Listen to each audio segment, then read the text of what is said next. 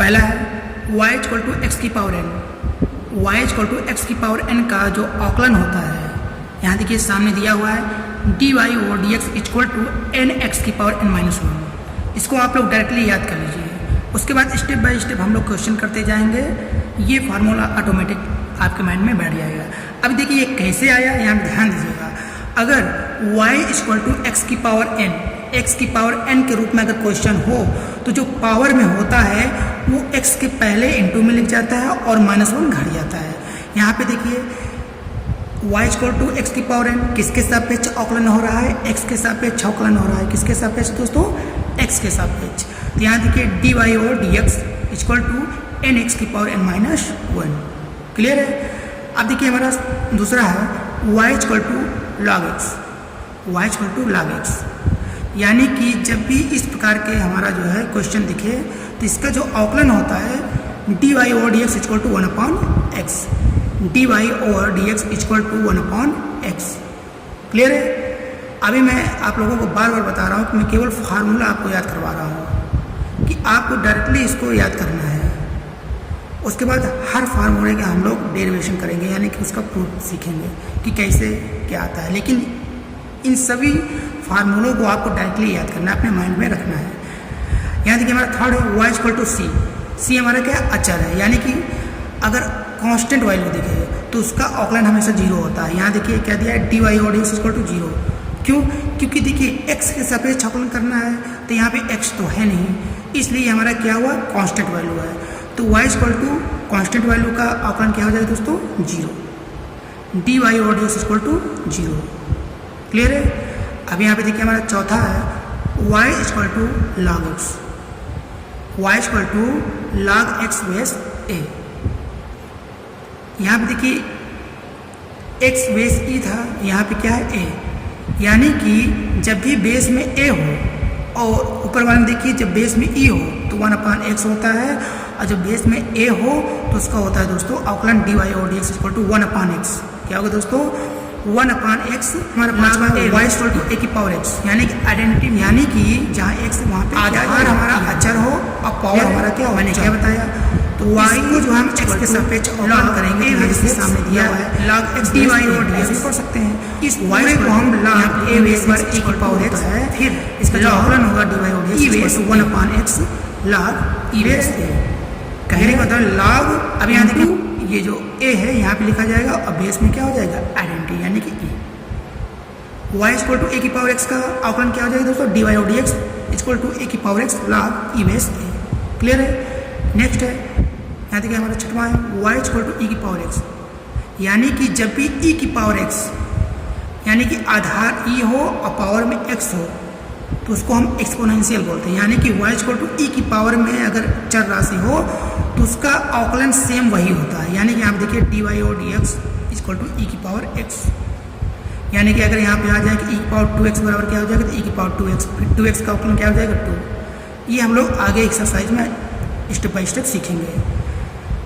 अब यहाँ देखिए हमारा सातवां है y equal to sine x, y equal to sine x. यानी कि हम लोग औकलन में त्रिकोणमिति साइन कॉस टाइन का सूत्र देख रहे हैं। y equal to sine x का औकलन क्या हो जाएगा, dy और dx साइन परिवर्तित हो जाएगा कॉस में। y equal to sine x का औकलन कॉस एक्स होता है, y equal to sine x का औकलन क्या होगा, कॉस एक्स। तो dy और dx equal to cos x. अब यहाँ भी देखिए अगर y equal to cos x है तो इसका औकलन क्या होगा, dy और dx equal to minus sine x. Clear है। यानी कि cos x का औकलन माइनस साइन एक्स और साइन एक्स का औकलन cos x। नेक्स्ट है 9 y equal to tan x, y equal to tan x का औकलन हो जाएगा dy और dx equal to sec square x। आपको शुरुआत में ये सभी कठिन लगेगा, लेकिन स्टेप बाय स्टेप इसको हम लोग याद करेंगे और क्वेश्चन में जितने भी क्वेश्चन को सॉल्व करेंगे साइड में हम लोग सूत्र को लिखते जाएंगे। ये सारे फार्मूले ऑटोमेटिक आपके माइंड में बैठ जाएगा। इसलिए जिस प्रकार मैं पढ़ रहा हूँ वैसे आप लोग इसको पढ़ के याद करिए। y equal to tan x, यानी कि dy और dx equal to sec square x। Next है अगर y equal to cos x है तो इसका सूत्र हो जाएगा dy और dx equal to minus cos x into cot x।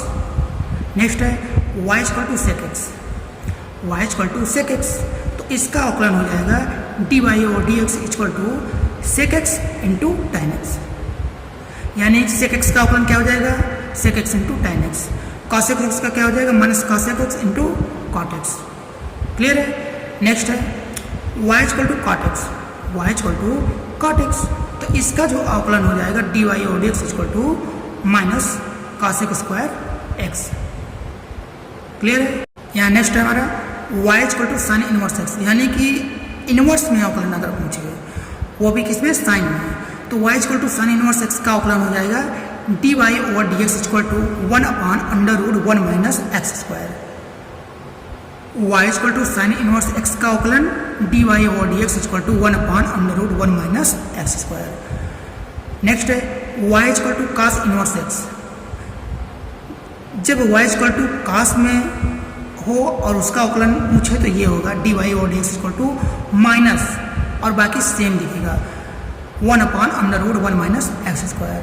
तो हमने क्या सीखा, साइन का होता है 1/√1 माइनस एक्स स्क्वायर और cos इनवर्स एक्स का होता है minus 1/√1 minus x square. Next है y equal to tan inverse x, y equal to tan inverse x का अवकलन हो जाएगा dy और dx equal to 1/1 plus x square, यानी कि रूट हट जाएगा। अब यहाँ देखिए नेक्स्ट हमारा y equal to cosec inverse x, इसका अवकलन हो जाएगा दोस्तों dy और dx equal to minus 1/x into √x square minus 1। Next है दोस्तों y equal to sec inverse x, इसका अवकलन होगा dy और dx equal to 1/x into √x square minus 1। यानी कि कासेक और सेक का जो अवकलन है वो सेम है, कासेक में माइनस आ जाएगा और सेक में माइनस से प्लस हो जाता है। क्लियर है। नेक्स्ट है y equal to cot inverse x, y equal to cot inverse x का जो अवकलन होता है dy और dx equal to 1 minus 1/1 plus x square. बहुत ही आसान है।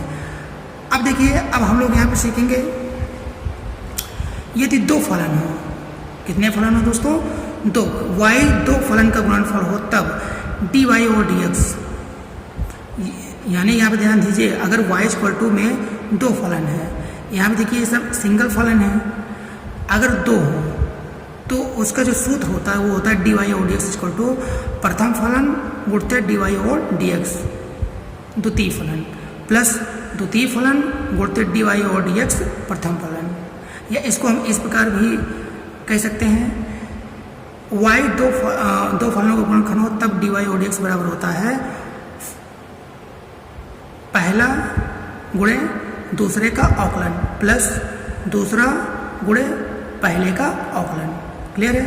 नेक्स्ट है अगर y इक्वल टू अंश बटे हर के रूप में हो, y इक्वल टू जो फलन है वो अंश बटे हर में है तो dy और dx बराबर हो जाएगा हर का स्क्वायर, हर का स्क्वायर बटे में वो मतलब अंश में लिखा जाएगा हर इंटू dy और dx अंश का अवकलन माइनस अंश गुणे dy और dx हर का अवकलन। या इसको हम इस प्रकार भी कह सकते हैं अगर y इक्वल टू अंश बटे हर है तो इसका अवकलन हो जाएगा dy और dx इक्वल टू हर का स्क्वायर, अंश में लिखा जाएगा हर गुणे अंश का अवकलन माइनस अंश गुणे हर का अवकलन। क्लियर है।